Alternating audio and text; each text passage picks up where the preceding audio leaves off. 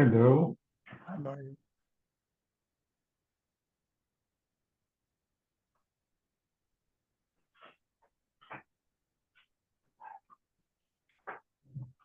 Page 44.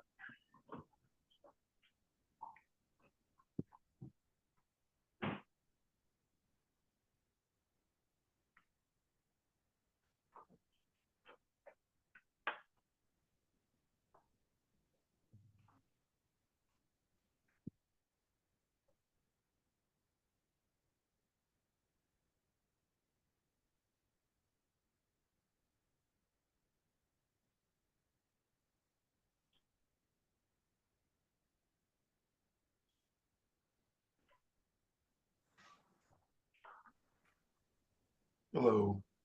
Hello. Hello. Hi, Jacob. Hi. Hi, Yaakov. Hi. Good evening.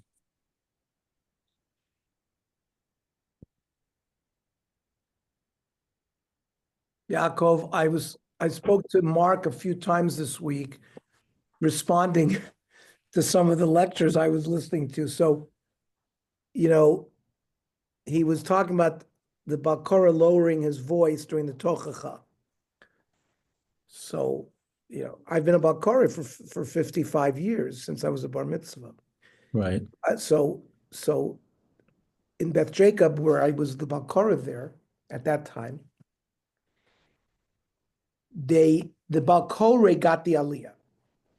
Right. Because he was discussing, he thought the rabbi, whatever, the minig in the minig for us, I think the prevailing minig is that the Bakara, and number two, they didn't call it, there was no Yamod, Elimelech, they didn't call it, you understand? They didn't call you up. Right. They didn't call you up. Okay. Then I told him, you might know this story. I told him the story of the Klosenberger Rebbe, who lost his wife and 10 children, or I don't know, Right. in Auschwitz. Yeah. So right after the war, like named in the first year already, like in 1945, right, in the summer, because that's when we read right? We read Kisovo, August, it's usually August, Right. something like that. And they were laning it, the Balkoire lowered his voice like you would normally do. So they heard the closer was a hecher. Right. So they said, "What do you mean, hecher?" He wanted him to read it in full voice because he said, "We've went through all these tachos." Right. I heard this. Yeah. Right. So I think it's important for him to have that story because it shows you why did we read it quietly? Because we're afraid of these klolos. So he said, "We don't have to be afraid of these klolos. We already have these klolos." Right. Yeah. Yeah. He was asking. He wasn't sure what's the source of this minig. Right. Do you remember that? I do. I do. Yeah.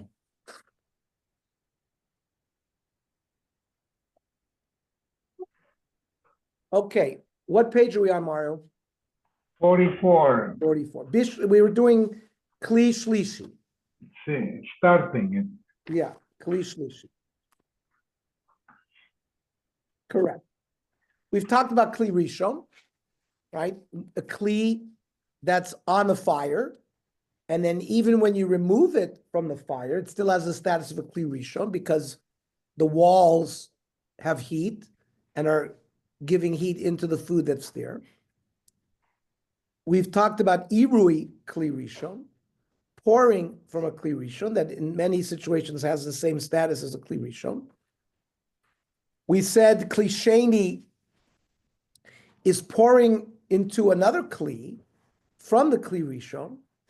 Now, since that Kli is usually room temperature, so it cools it off right away. So the prevailing dinim that we saw were that a Kli Sheni does not have the power to cook, but then we brought a whole bunch of exceptions of like kale abishul, things that are easily cooked, that even a Kli Sheni would be a problem. So that's why Kli Shlishi is going to be important, right? Based on what we have seen. Poskim disagree practically whether one may place uncooked foods in a kli sheni, though all agree that kali abishal are treated more strictly. What is the halacha with respect to a kli shlishi? Do those that are stringent about cooking in a kli sheni adopt the same position about a kli shlishi? Now we're talking about yad soletispo, that a kli sheni is only going to cook if it's yad. Remember those poskim that are stringent in a kli sheni, it's only when it's above 114 degrees. It's got to be hot. Talking about, will it cook in a kli sheni as long as you have the right temperature? Well, basically what the Tzurba is pointing out, maybe those authorities who hold that a kli sheni can cook if you have the right temperature, a kli shlishi can also cook if you have the right temperature. We saw above in source 39 that the Sefer Yerim, in fact, prohibits adding most uncooked food even to a kli shlishi.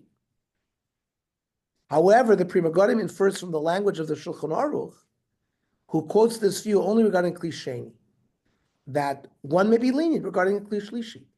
That's a big deal. If the Pri Megadim says you could be lenient, then you have a very big posik to rely on. Leman da'amar b'sifhei to oyser pas b'kli sheni, that if you have soup that's yad soletispo in a kli sheni, and you add a bread to it, right? There was an opinion who answered it because it was the right temperature. Ha kli shlishi b'tei v'chadome shema'ar mimayim tmunim, that when you pour hot water, which was insulated, into a kli sheni, umisham lekaros katanim, and from that kli sheni into now small cups, which is now kli shlishi, the yesh lahakel. This comment is referenced by the Mishnah Berurah. The Chazon Ish disagrees, arguing that there is no source or rationale, as long as you have the right temperature, to distinguish between a kli sheni and a kli shlishi. Therefore, whenever adding food to a kli sheni, and you're at that high temperature, it's strictly prohibited. And not merely an extra stringency, the same applies to a kli shlishi. Even the Chazon Ish agrees that one may place foods about which no particular concern exists, that it is defined as kali abishul, into kli shlishi. That means if it's a food that's not easily cooked, that you can put into a kli shlishi. Says the Chazon Ish, uleinin kli shlishi, b'makom shekli sheni aser kagon b'pas, which we identified bread as kali abishul, o b'tselim, onions, l'das achronim amachmirin, according to like we said, the Yereim, that most foods we don't know, so we treat it as kali abishul. Because of Mishnah Berurah, Pri Megadim mitzadet lahakel, right? The Chazon Ish points out that the Mishnah Berurah seem to agree with the Pri Megadim that when you get to a kli shlishi, it's all permitted. Says the Chazon Ish very strongly, v'lo matzinu makor l'chalik ben sheni l'shlishi. There's no real source that differentiates if you have the right temperature. If you're at the right temperature, and a food will cook at that temperature, it'll cook whether it's in a sheni or a shlishi. And adover tolui ela b'chama mayim, right? It's just the temperature of the water that's in there. 114 degrees.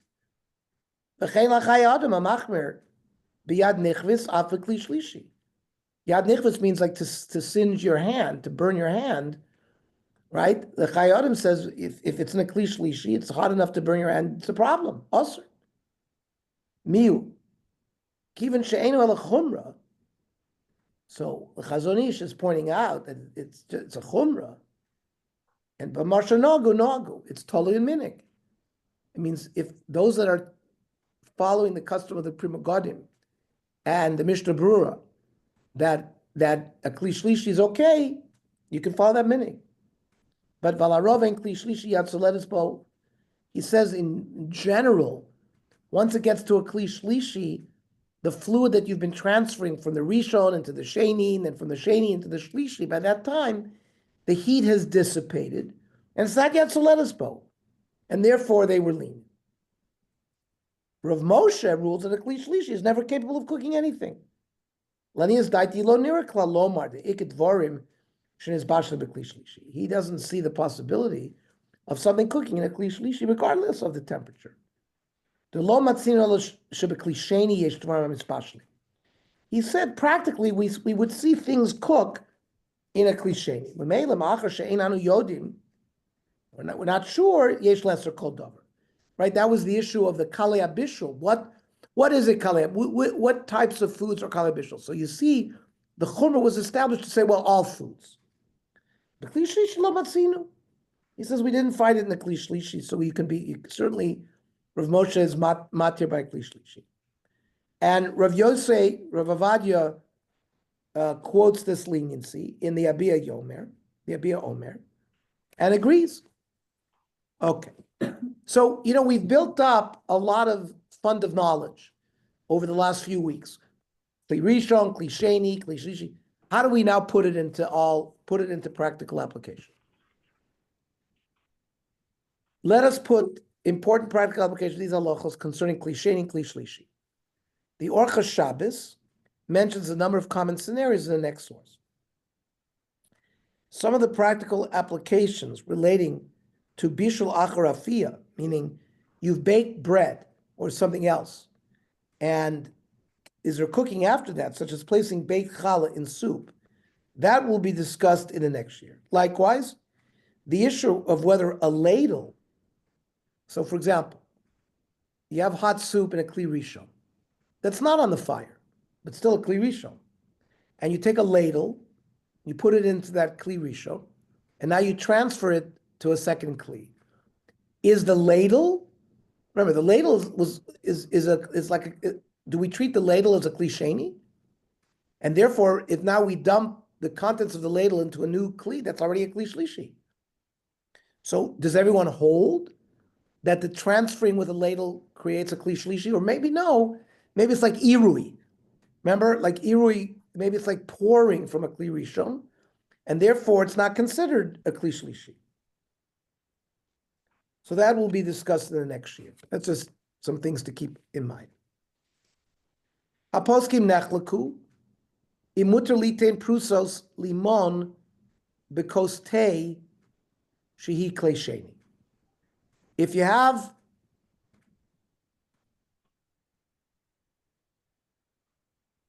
hot tea in a kli sheni, and it's yatzoletispo, and you want to put lemon wedges in there. We saw last week that they thought that this was an example of kalei abishul, and that in a kli sheni it could cook, so they assered it. The dasa chazon ish lahatir imamayim einam chamin b'shir shayatzoletis nichvaspo. The chazon ish says it's okay, even in a kli sheni, if it's not hot enough. Or the kli shlishi yesh lahakel no matter what. L'chein adin bale nana. If you put mint leaves, it should be noted that even Rav Yosef, who is lenient with respect to kli sheni, writes that poskim disagree about placing lemon in tea, and that it's good to be stringent. The reason is that some authorities are machmir that a davar chorif, like onion or lemon, can cook in a kli sheni more than other foods. Back to the Hebrew, muter litain cholov mifustar, pasteurized milk, l'toch kli sheni, im ein hayad nichvespo. If it's not hot, to 114, right, you can put pasteurized milk. The reason is that pasteurized milk has already been previously heated. If the milk or another drink had never been cooked or heated, some poskim are concerned that perhaps they qualify as kalei abishul. So pasteurized milk has already been brought to a certain temperature. So therefore, that you can put into a kli sheni.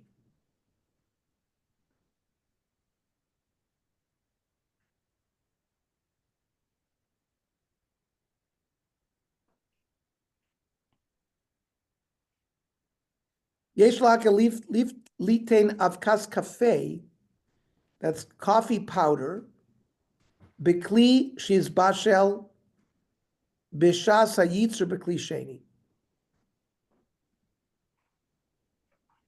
Now, we're talking about coffee powder that was cooked when it was produced.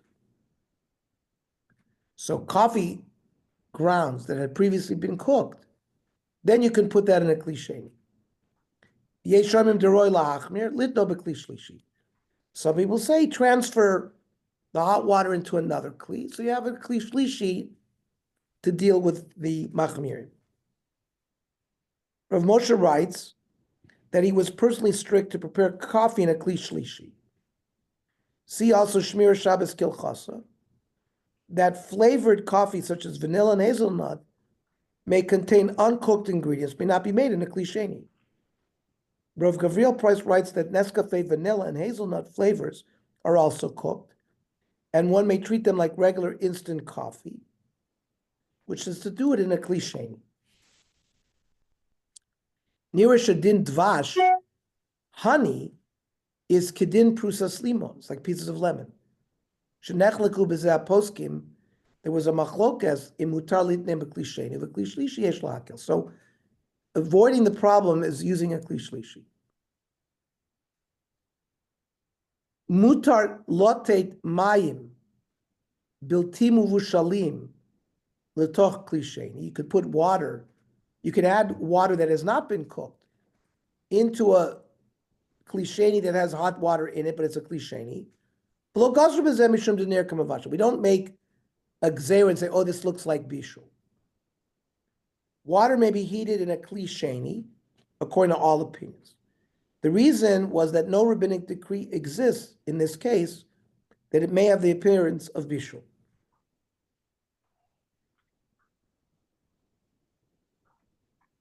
And it is that the cold water mixes with the hot water and does not remain distinct. Contemporary poskim also discuss whether one may prepare instant soup on Shabbos. These are often known in the U.S. as tradition soups and in Israel as manacham. All agree that instant foods, such as mashed potatoes, may raise question of lash, kneading, which will be discussed in volume 19. The discussion here pertains to soup with noodles. Rav Eliezer Melamed, the Pnei Halacha, suggests being stringent, not to prepare it in a kli sheni, but allows doing it in a kli shlishi. You understand what we're talking about here? So if you have an urn with hot water, and you put a cup or a bowl underneath the urn directly, so that is going to be irui kli rishon. So that doesn't create a kli sheni. That is still going to, because that, you can be machmir and say that since it's being poured directly from the kli rishon, it's like irui kli rishon. And then if you pour whatever felt in that cup into a second cup, that would be a kli sheni. And if you pour it in a third cup, it's kli shlishi. Many people hold, though, that even though it's hot water and it's going into through irui, since we just said hot water doesn't cook in a kli sheni, even though it's irui, that's already considered the kli sheni. And now when you pour it into another kas, you already have a kli shlishi. And that's why when you add coffee to that, that's how Rav Moshe would have prepared it. I don't know if Yaakov ever saw Rav Moshe prepare his coffee, but that's how he probably prepared it. You didn't see it. Okay. Drink coffee, drink tea. That I did see. Right, and maybe the Yeshiva Bacham didn't see Rav Moshe on Shabbos, or you did see him on Shabbos. Yeah, at least once. At least once. Okay. So the Pnei Halacha by these tradition soups says v'kli shlishi and a mavushal. If the water has gone through this process, if it's now it's a kli shlishi, it cannot cook. Lefichach muter lachin manachama shel marak or orez, which is soup or rice. Ayedei shiyaru mayim chamim mikli sheni letocha manachama. If you take water from a kli sheni and you pour it into the dry mix, which is a kli shlishi, there's שהכלי שבו היא נמצאת הוא כלי שלישי. ואין חשש בעירוי מכלי שני. The fact that you're pouring it from a kli sheni is not a problem. Hopefully, yadua shamana achama mikali abishul. We don't know that this mana achama is kali abishul. Aval pira, potatoes also lachim mishum lisha. That's a different isser. Oyu kosher and kosharot. Kosharot is an Israeli organization dedicated to offering guidance to consumers concerning the complex details of Israeli kashrus. Okay, nice to know. They rule similarly, though they note that some flavorings or spices that come in a separate packet in the container may not be cooked. On Shabbos, may I prepare a cup of noodles from an instant soup by pouring hot water from an urn onto them. Unlike regular pasta, which is still raw, instant soup noodles are fully cooked. The reason they are hard and brittle is because they are dehydrated. They can be rehydrated simply by soaking them in warm water. It's important to note that some instant noodles are cooked at the factory with steam, not water. Cooking with a steam is a different process than cooking with water, yields a different taste. Just as rewarming baked items is in hot water is not permissible for Ashkenazim because yesh bishul acharafia, because we are machmer to say that you can cook after baking, right? A baked item may not be boiled. So too, one may not pour hot water from the urn onto the noodles. However, Mishnah Bur writes that it is permissible to place bread into a kli shlishi. The same would apply here as well. It should be noted that the flavor packets that come with the instant soups may contain uncooked spices and dehydrated vegetables that are not fully cooked. According to those who are lenient concerning kli shlishi, such as Rav Melamed, one would be allowed to use one in this case as well, according to the OU. However, the OU seems to be intimating that those who are strict not to use kli shlishi in case of kali bushel would not be allowed to pour the spices into the soup due to concerns that some of the ingredients were not cooked. Kosharot, by contrast, writes that in their opinion, even one who is strict with respect to kli shlishi may be lenient in the case of soup. Okay. Page 48. Making tea on Shabbos. We have seen that one may not cook kalei bishul, foods that are cooked easily, even in a kli sheni. And some poskim believe, like we saw the Chazon Ish, that we may not cook them in a kli shlishi either. One of the most common applications of the case of kalei bishul arises when making tea on Shabbos. The tea leaves may be considered kalei bishul, since they were not cooked during production. If so, may one make tea on Shabbos? And if so, how could it be done?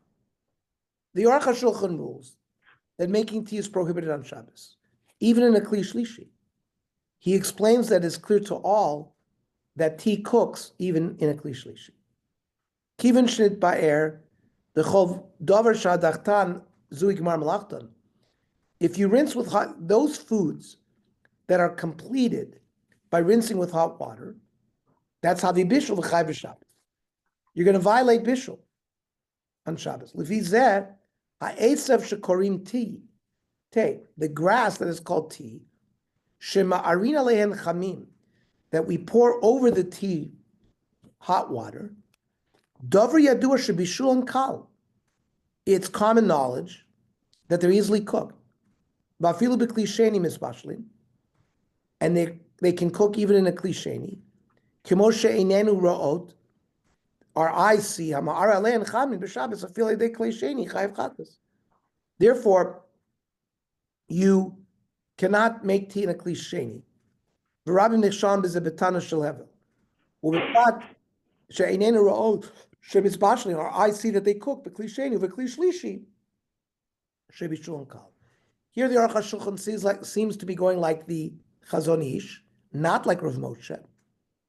Rav Moshe made a blanket statement that a kli shlishi can't cook. We don't understand quite the svara there. Like the Chazon Ish said, what's the difference? If it's 114 degrees, what's the difference if it's a kli sheni or a kli shlishi? And the Aruch HaShulchan seems to be going like that. Because here we're talking about something that's really not cooked. The previous heterim of coffee and those instant noodles, all those things have been cooked already. So So we have leniencies regarding that. We already saw above that Rav Moshe writes that a Kli Shlishi is never capable of cooking.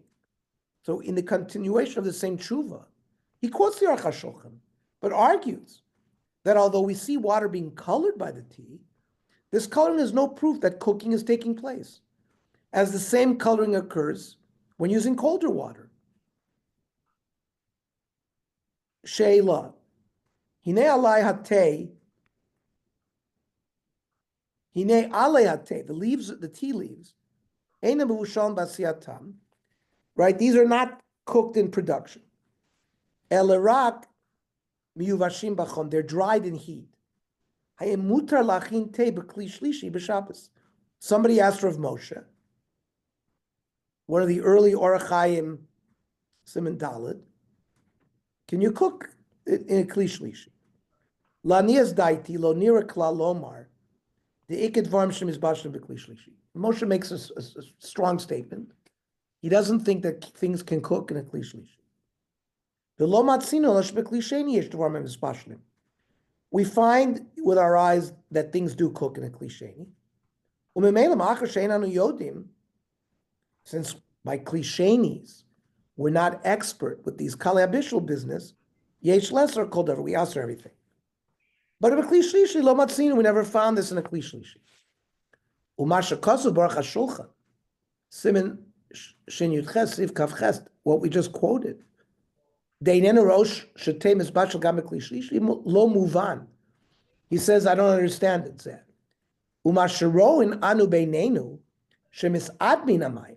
Rav Moshe points out that what we see, we actually see that the water get colored, right? The color of red, whatever the tea color is.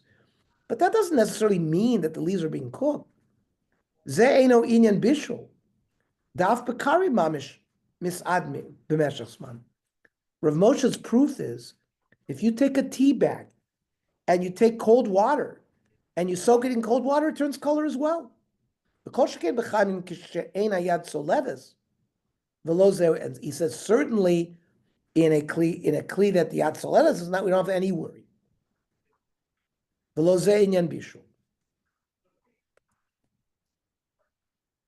Eliezer Melamed rules similarly, as does Rav Ben Sion Abishol.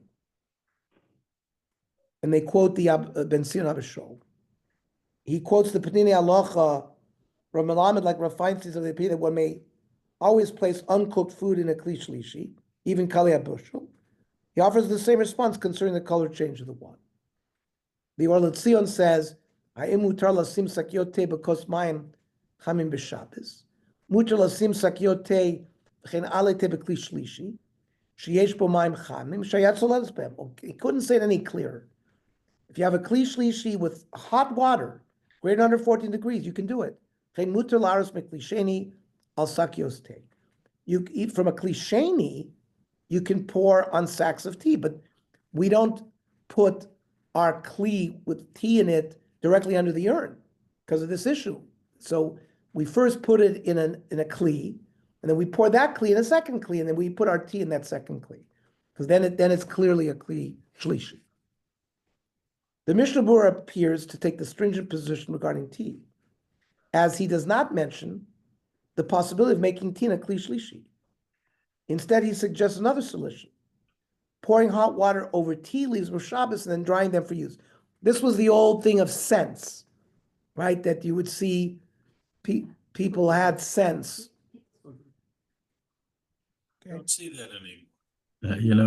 Susie I said- saw that growing up. I forgot about it actually, but Rabbi you don't says- see that anymore. You do when there's a certain rabbi. Susie says she does it when we're hosting certain rabbis. She makes sure that there's scents there. But that way they were all following the Mishnah Berurah. Din bishul aleate. The Mishnah Berurah says, I'm going to explain how to cook tea on Shabbos. Hinei tei b'Shabbos pashut b'poskim v'yesh bo mishum bishul. Uv'mezid yesh bo skilo v'shli chayv chatas. So Mishnah Berurah is worried about the poskim that says there is bishul. V'alken yesh l'zar bo ma'od. It says you have to be careful. What I'm saying to our Rabbim nichshalim bo. He says, many people think that they know what they're doing, and they're making mistakes. Umekilin la'atzman, they give themselves hetters, bekulo she'en b'mamish, with kulas that are non-existent. V'alkein muchrach ani leva'er, ofanei heter va'yisr b'zeh be'ezras Hashem yisrael.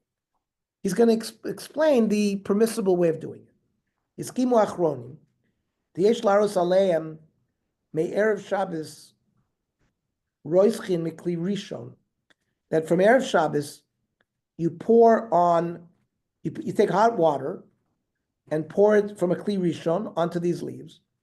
Kadesh al yedei zeh yeh nikra hateh mevushal b'miktzas. What's happened now is the tea leaves have become partially cooked. The irui mavashal kedei klipa, like we learned last week, or we learned about kli rishon, that pouring from a kli rishon, at least on the surface, it cooks. V'yafech beisa irui satei hetei. He should shake this up. B'toch haroschim, in the hot water, milmala matamali, and so you shake it up and down, up and down. V'yoter tov sheyeh mevushal mamish. The best would be to completely cook it. Let it sit there for a while. Yarik as a sense. This is this essence, right? Into another vessel. L'kli acher. Now you have this dried, partially cooked, or even fully cooked sense. Vida, the afshi tar la'aros chamin al aleate ve'akafe im nasar le'metmol ma'im kli rishon.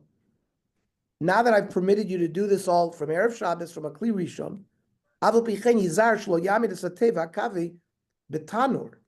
Don't put it in an oven. O bekachlin, some kind of heater. Acher sheshafach alei mayim.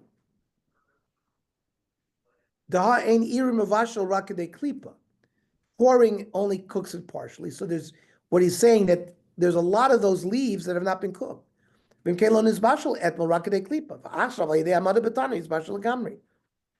the Mishnah concludes that it's preferable not to utilize this solution of pouring hot water on the pre-cooked tea from a kli rishon on Shabbos. Instead, one should put pre-cooked tea essence into a kli sheni.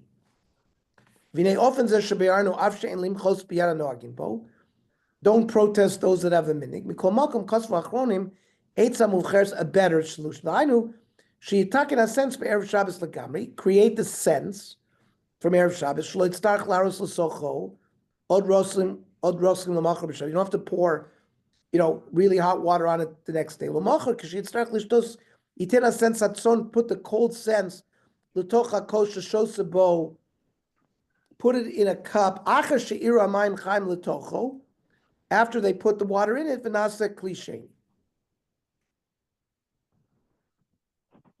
he made the cup a klisheni by pouring it from the kli rishon into the klisheni. Rav Hershel Shechter quotes Rav Yosef Ber Soloveitchik, who takes a more lenient approach, allowing making tea normally in a klisheni on Shabbos, presumably because they did not believe that tea leaves were considered kalei abishul. Says Rav Hershel Shechter Nefesh Harav, b'mishnah berurah hevi das kama min achronim, lachmir shelo lasos tei, afilu b'klisheni. That some of the achronim were stringent not to allow to make tea. Rabbeinu Amar b'zeh lashon, she'asaba shelo, Reb Chaim Brisk, hu medagdeg b'mitzvahs, he was careful in mitzvahs. V'haya mishtamesh b'sakios tei b'klisheni, he did dip his tea bag into a klisheni. V'afloya noeg archav lahakal b'zeh gam kein. So Rav Hershel Shechter attests that the grandson of Yoshe Ber Soloveitchik was lenient about this as well. And Rav Shechter rules this way as well. That's in the Rav Mordechai Willig Sefer, the law of cooking and warming food on Shabbos.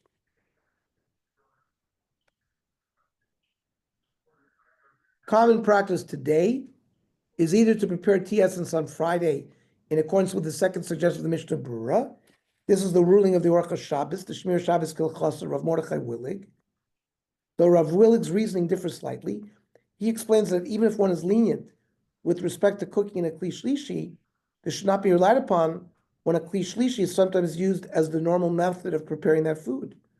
This is indeed the case concerning tea, since hot water is sometimes poured from a kettle, kli rishon, into a pitcher, kli sheni, into a cup, kli shlishi.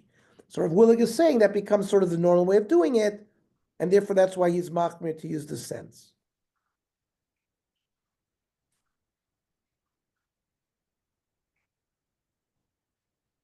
Or, I'm back to the common practice, or place the tea bag in a kli shlishi, in accordance with the ruling of vigorous Moshe and others. Many Sfardim also prepare tea in a kli shlishi, which the Yalkut Yosef permits. Now, page 52. We have used this language of Yad Nichvispo, where your hand is burnt when you touch the water. It's a little different than Yad Soletispo, right? We mentioned that poskim disagree as to whether one may cook in a klisheni or not. As we have seen, many achronim forbid, due to the concerns that this has the appearance of cooking, or the other reason is that most foods must be treated as kali bishul due to uncertainty. While some, such as Yalkut Yosef, rule in accordance with those Rishonim and Achronim, that one need not to be stringent at all for a cliche. We have also mentioned a number of times that poskim disagree concerning cooking in a klishlishi, or even some who rule strictly for a klisheni are lenient. In this context, the Chai Adam writes that if the water is hot enough to scald a hand, that is significantly hotter than Yad Soletispo. It can cook according to all opinions, and then you may not add any uncooked food. Says V'murotech kol kach ad shayad nichvispo, so that's a higher degree of heat. Nearly the kula alma mavashel. Everyone holds it'll cook. This source of the Chai Adam is from a ruling of the Rambam regarding the separation of Meiser. The obligation to separate Meiser from ripe produce usually only takes effect after the produce is brought to its usual storage place. It should be noted, Chazal lists a number of other factors that can also create the obligation to separate Meiser prior to being stored, including being brought into certain types of courtyards, selling the produce. Poskim also address the complex question of when the obligation to separate Meiser begins today, especially for those in Eretz Yisrael growing fruit or vegetables in their own gardens, or visiting agricultural sites to harvest produce, which is a common volunteer activity the last few months in fields where additional assistance has been necessary. If, however, the produce is cooked before reaching storage, the obligation to separate Meiser begins immediately. The Rambam writes that for this purpose, a klisheni can cook if it is hot enough to scald one's hand. Noisin lakara ketana ulatamchu l'toch hatavshil avol pishucha. If you have oil and you haven't gotten Meiser from the oil, you can pour it into a cooked food in a dish or a pot, even though it's hot. However, it was very hot. It's going to burn the hand. The Mishnah Brura quotes the ruling of the Chayyodah that Yad Shenichvisbo can cook, even in a Kli Shlishi. However, the Chazon Ish argues that as this stringency is based on a passage in Yerushalmi, does not appear in our Gemara, it is only accepted as a loch in relation to Meiser, and not in relation to Shabbos. Miu b'klisheni, shayad nichvis, after the lo kamelan ki Yerushalmi. Maybe it's not like the Yerushalmi. The Gemara didon, Shabbos mem klola kayel the klisheni and a mavashel. The Bavli ended up saying a klisheni doesn't cook. Mikol mokum l'yin Meiser posek Rabbeinu Yerushalmi. Delian Meiser the harbe dvorm shekoyvim shapir. He wants to say that you can't compare the case in Yerushalmi to the case of Shabbos. Nevertheless, the Chazon Ish adds that although this stringency is not obligatory in his opinion, it's difficult to be lenient about the halachos of Shabbos. Mikol mokum kosher lahakel b'yisur Shabbos. Ulefi zeh nafal bebira heter klisheni. It means the normal leniency of and heter that we have, that klishenis don't mavashel, is sort of gone away. We can't really use it. The kosher l'sher ben yad soledes l'nichlis. How are we going to separate between yad soledes bo versus yad nichlis bo? So Chazon Ish ends up that we're stuck when it comes to klisheni. Miu mikra din yira de inisr b'klishena filu yad nichlis. He wants to reject this logic and say that mikra din, right? We're not going beyond the din, but medin, there is no issue of klisheni, even with yad nichlis. Given the law, his kiru zapois, kima rif, aram, arosh, the Torah, shulchan aruch, masmad, lo osra lepas. They only prohibited bread. They considered it a kali bishul. Avadia Yosef rules that there's no need to adhere to the stringency of the Chayyodim. Therefore, one may add cold milk to coffee in a klisheni, even when it's hot enough to scald a hand. Nearly alach l'ma'is l'iten chalav kar l'toch kos kafe cham, ava b'shayat soledes bo v'nichlis mimenu. With respect to klishlishi, some poskim such as Rav Yashiv rule, then one must be stringent in cases of yad nichlis bo, even a klishlishi. We already saw Rav Moshe and Rav Eliezer Malamed are lenient about cooking a klishli. We're cooking even when the temperature is higher than yad nichlis bo. He quotes the Igros Moshe and the Pnei Halacha where that is.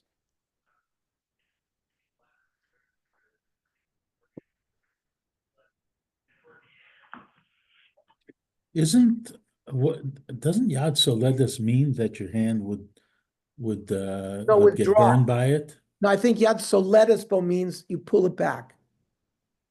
Yeah. Yad Soledespo means it causes you to withdraw your hand. Yad Nichvis means you would see a burn. You would scald Right. you would scald the skin. I believe that's the nafkamina. Let's try to finish stirring and ladling. So far in our study of Bishul. Oh, thank you, Susie. Talking about tea. Is there, thank you.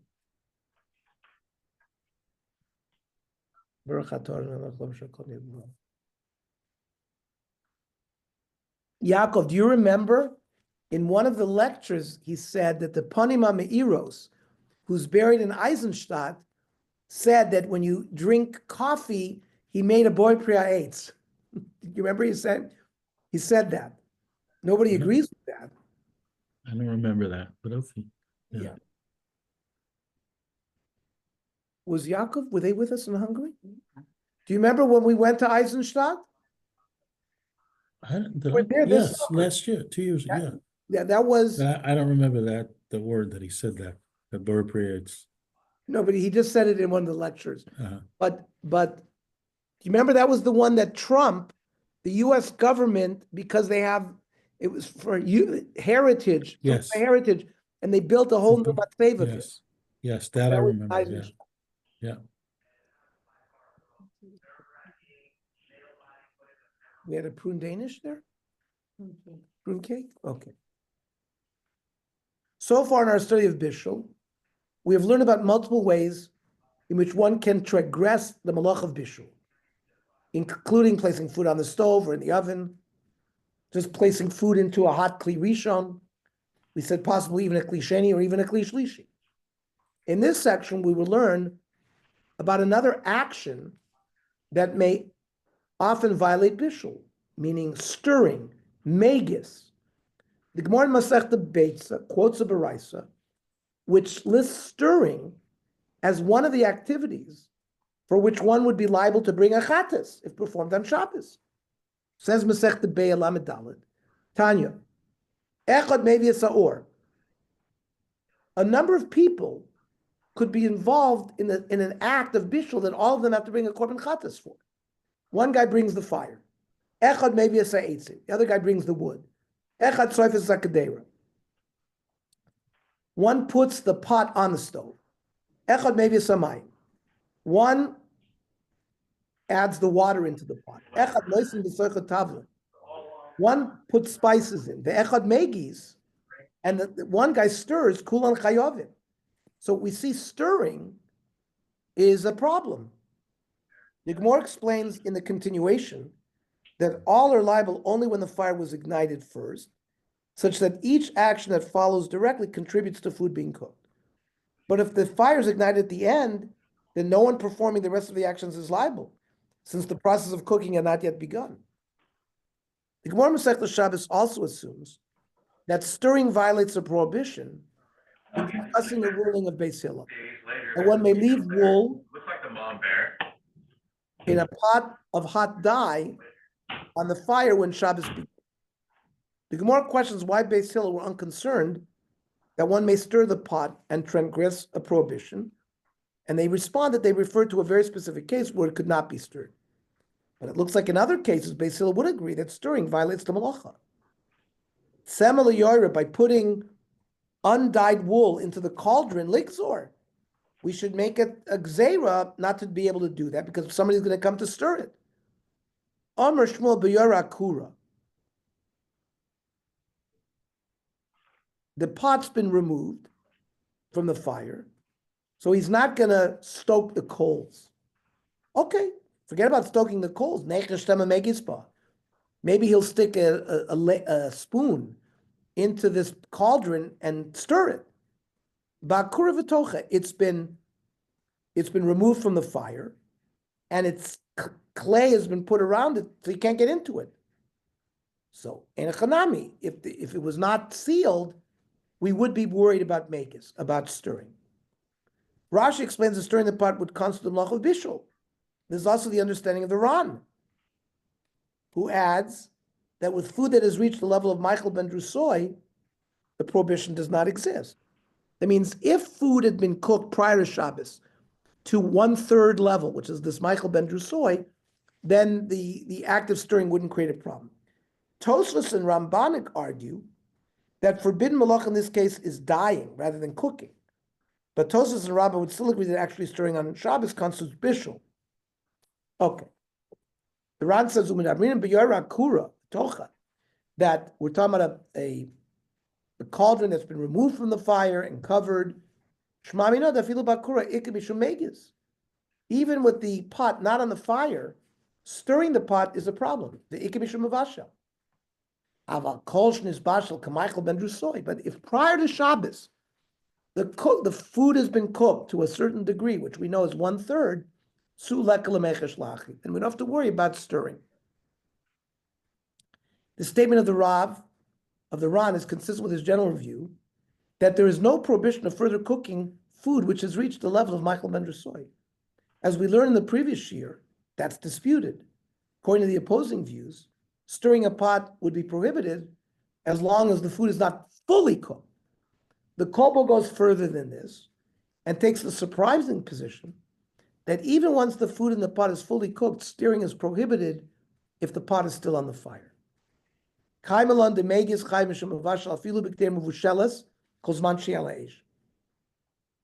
Even food that's been cooked already, stirring it will create a problem. The Prima Godim explains that stirring has a stronger effect than cooking. It's even stronger. The Chafetz Chaim in Sharat Tziyun expresses astonishment at this stringency. He doesn't know the reason. Why would stirring create more bishul than bishul? All the poskim agree, if the food has been already cooked, there's no more bishul. It's in a tosefta. If it was done, there's no prohibition.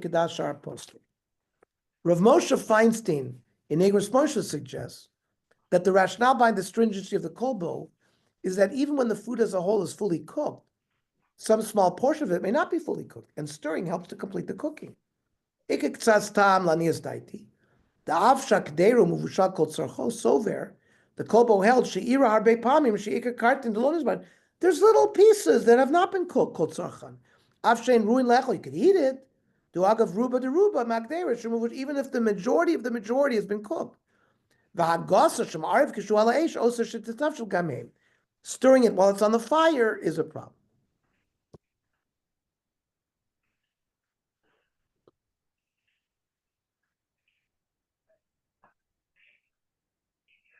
We have seen so far that the prohibition of megis includes stirring uncooked foods and possibly cooked foods as well. What is the extent of stirring? Does stirring also include ladling food out of the pot in which it was cooked? The Rambam writes that even removing uncooked food from a pot on the fire is prohibited on Shabbos, as this inevitably involves stirring. Osur la'achnis magrefa. You can't put a ladle, l'kedera b'Shabbos, v'hi ala eish. We're talking about the food is in a pot that's on the fire. L'hotzim mimena b'Shabbos. You can't dip a ladle into such thing. You're stirring. The Ravid argues and says it's a chumrah. He says the Rabbah went beyond his bounds. So the Ravid didn't agree. We're going to the Ravids in Posquier, which is in the south of France. We're going to be visiting where the Ravid operated. Shulchan Aruch rules, in accordance with the Rambam, that removing food from a pot on the fire is prohibited on Shabbat. But he extends this even to a boiling pot, which has been removed from the fire. You have the pot on the fire, you remove it, but it's still cooking, boiling. You can't do that either.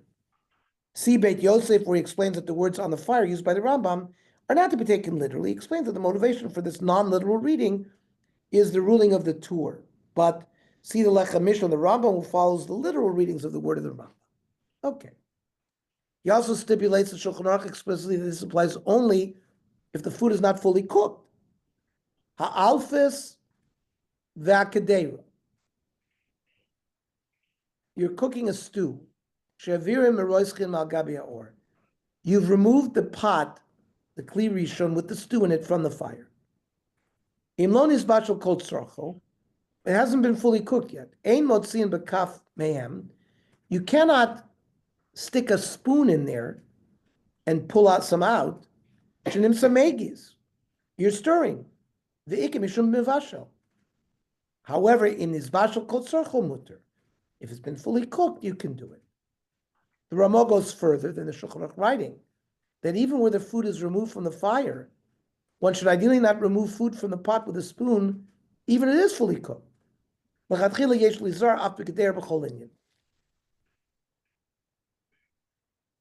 Mishnah explains that the Ram means one should not spoon out the contents of the pot, but rather pour them out directly from the pot. But the Mishnah then accepts the consensus of the Achronim that when the food is fully cooked, even intentional stirring is permitted after the food has been removed from the fire. So once you've cooked your pot's on the fire, but you remove it from the fire, then these issues are not a problem anymore, even intentionally. He adds that even should one wish to be strict in that case, there certainly is no need to remove fully cooked food with a spoon, as the Ramah recommends. Ela says the Mishnah Berurah, quoting the Ramah, he brings the stringency of the Ramah. Don't remove the food with a spoon, just dump the food into another plate. But ayin b'achronim lo nehigin lachmer b'zeh. The minig is not to be machmer. The be'emet ha'ikar k'mo shekasavnu mitchila the mevushal kol tzorcha afilu hagis mutter. Here's a big statement that once the food is fully cooked, you can stir it. But to do it while it's on the fire, yes. To remove it with a spoon, you don't have to worry so much, as long as it's not on the fire.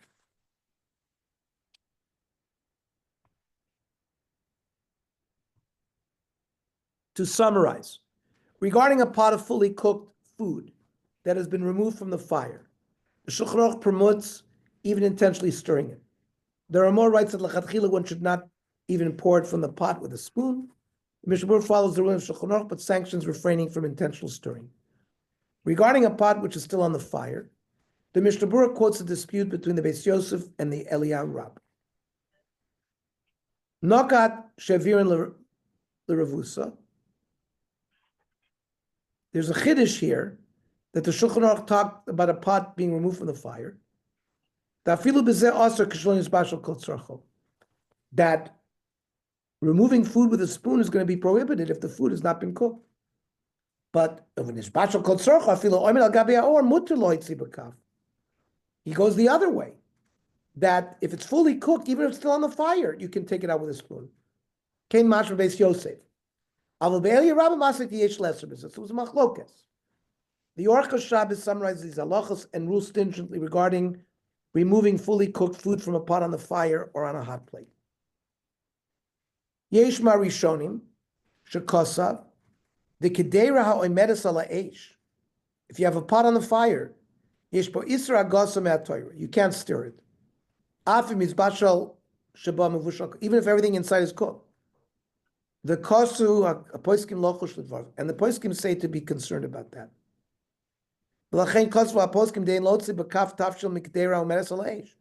Don't remove with a spoon or a ladle from a kli that's on the fire. Removing it with a ladle is cooking it.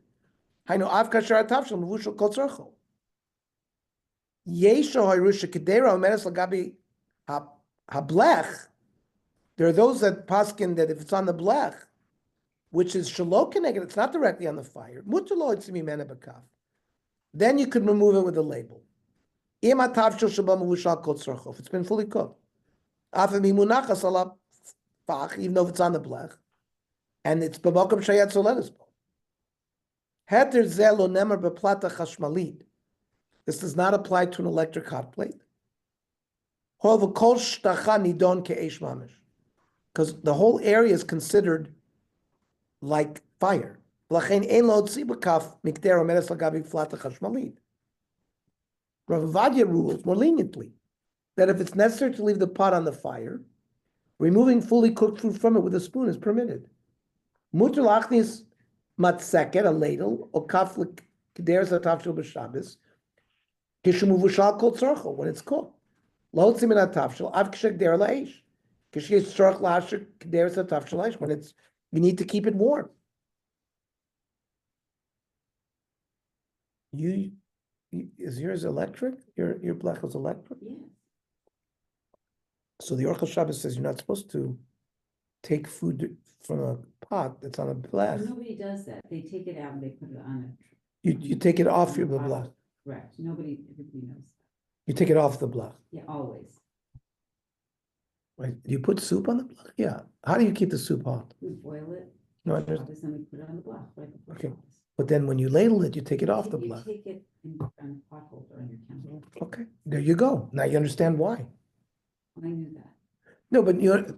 knew it. But if you have the old fashioned blech, which was a piece of metal that was on the stove with a gas flame, there you could do that you could do directly, because it's not considered that you're on the aish. Having the metal, the blech, is that it's considered not directly on the aish. So there you go directly into the pot. Yes, Yaakov? But he says if, okay, when the spoon is spinning, if this, even if it's situated in a part of the blech that is yad soledes bo. Okay, so you're right, the blech is entirely permitted. Yeah, but most of us have this Electric. I grew up, I remember the pieces of metal that were on gas flames. You remember that, Yaakov? Sure. Before we had these electric. So in some ways, that was easier than on Right. electric. In electric one, you got to take it off the electric hot plate because you see they're ruling more stringently regarding the electric. That's viewed where it's mamish on the aish. Why? Everybody keeps it on top. You usually put a silver foil and then you put a pan on it. So it's really just two. I understand, but you still can't do it when it's on. Okay. You want to say because you've insulated it? No, you always put something, but it doesn't make a difference. Susie Everything tells takes me that she removes it from the blech and puts it on a pot holder on the counter. And from there she ladles. That goes along with this halacha of the Aruch HaShabbos that you're not supposed to, with the electric hot plate, you just learned the reason for it.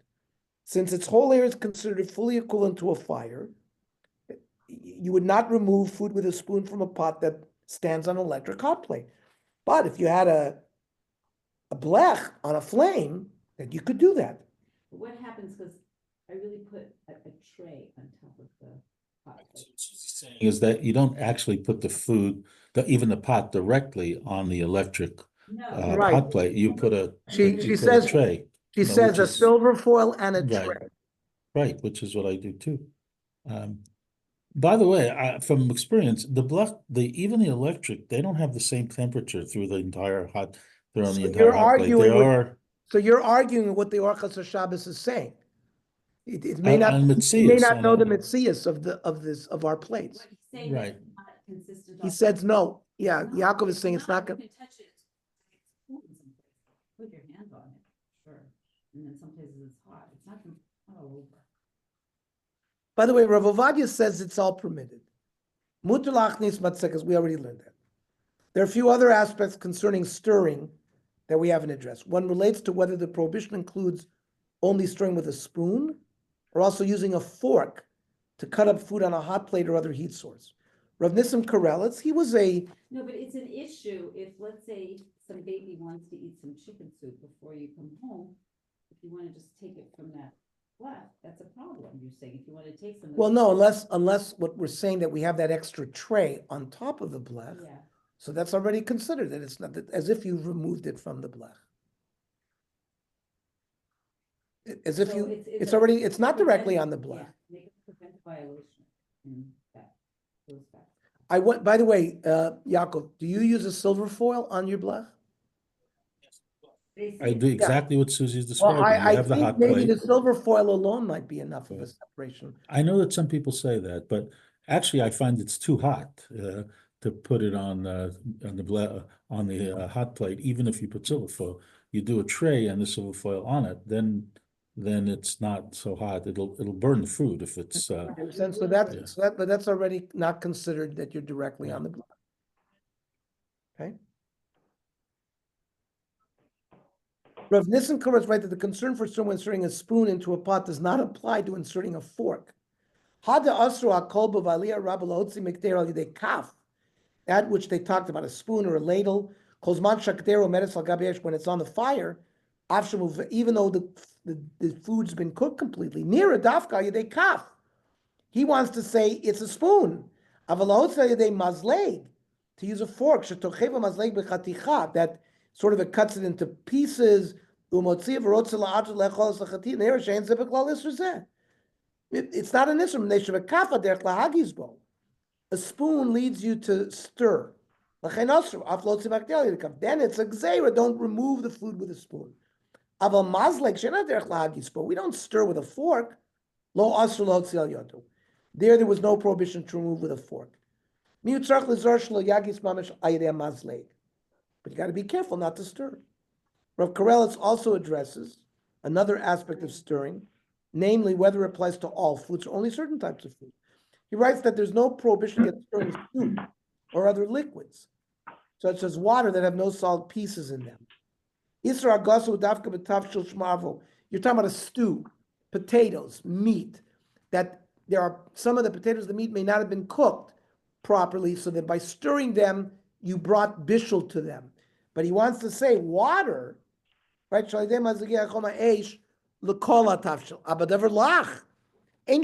he says there's no problem with a ladle. It's all mixed already.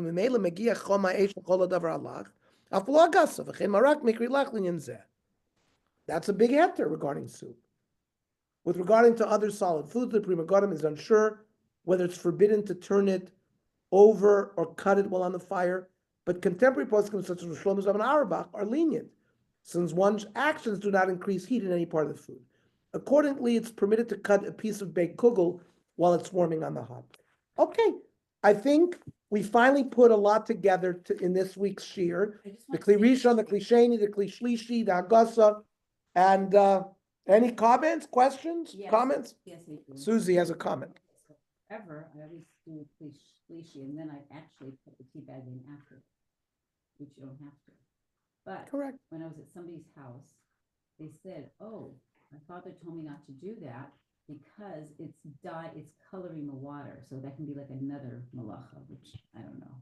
It's a malacha, like dyeing." Susie, somebody once told her that dyeing the water is a malacha. I don't think so. Or coloring the water. Coloring the water, but have you seen any of the poskim deal with the No, fact that it no, got but colored? We haven't gotten it. D- to di- dye. no, We but haven't gotten that. dyeing a piece of wool is the way it was done in Mishkan. But the fact that water will change color, we haven't seen anybody that says soveya is an issue. No. Got it. Okay. Have a good I week. think anyone, I mean, you talk about cutting the kugel on the, well, I don't think anyone does that because it's dangerous. I mean, if you cut the kugel while it's on a hot plate, you could burn your hand. So as a practical matter, I've never seen anyone do that. Right. Okay. Okay, well, this is a very, very good comments, everybody. Shikoyach, and we'll see everybody next week. Be well. Uh, Yeah.